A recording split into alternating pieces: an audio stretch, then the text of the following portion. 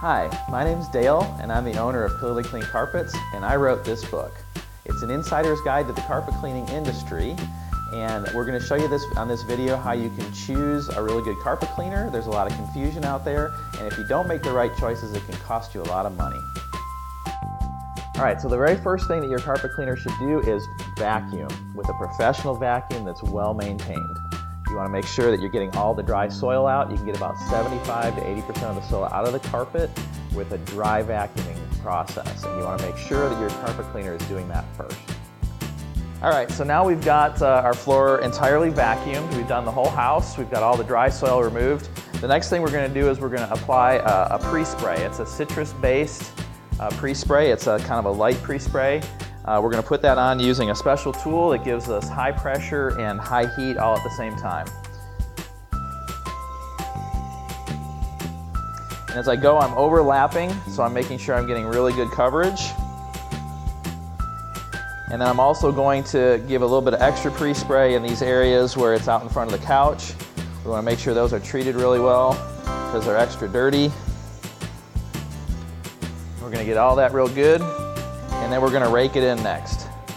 Alright, so now we put our pre-spray down, we're going to rake it in, we're going to give it some agitation with this rake. And that's going to help distribute that pre-spray really good throughout the carpet. And let it go ahead and loosen up the dirt. And then we're going to give that about 5 minutes of dwell time so that it can really do a good job of loosening up those soils before we come back and extract. Alright, so most of the time our general pre-spray is going to take care of spots, but every once in a while we'll end up with a few spots here. We have some stuff that we can actually hit those with depending on what they are. We put the product on. It's always good to tap it. Never want to rub a spot. You might just kind of rub it out a little bit, but you want to be very gentle with the fibers. And once we clean that, that spot's going to be gone. Alright, so now we've done our vacuuming. We've done our pre-spray, we've raked the pre-spray in, we've given it adequate dwell time so that it's going to have time to loosen the soil. Now we're going to extract. The important thing to remember here is that it's not a race. We want to make sure we're giving about 1 second per foot as we pull it back so that we're getting an adequate rinse. We're getting this area really clean, and then we're going to go back over it without adding any additional water so that we're actually getting it just dry. That's called an extra dry pass.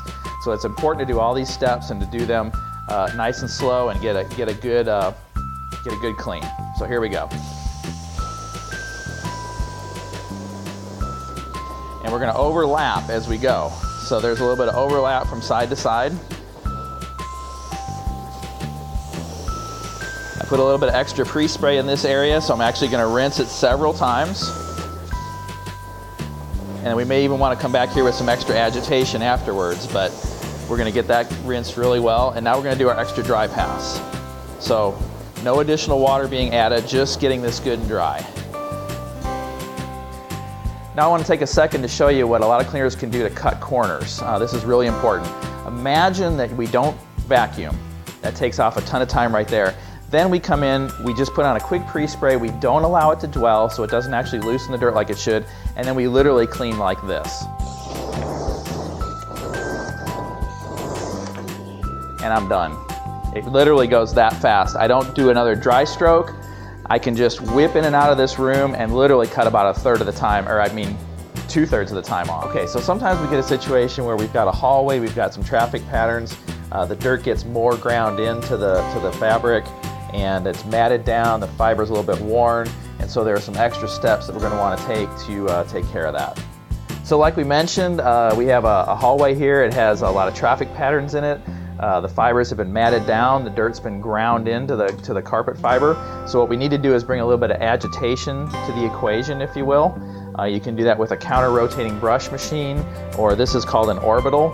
And what it's going to do is put down a pre-spray, and it's going to help work that in and kind of loosen up that dirt all at the same time. So what this is going to do is it's going to give a really aggressive agitation as we put that pre-spray down, and it's really going to work it in. It's also helping to lift the carpet fibers. So it's going to pull those up, and it's just really going to make this worn out traffic pattern look much, much better.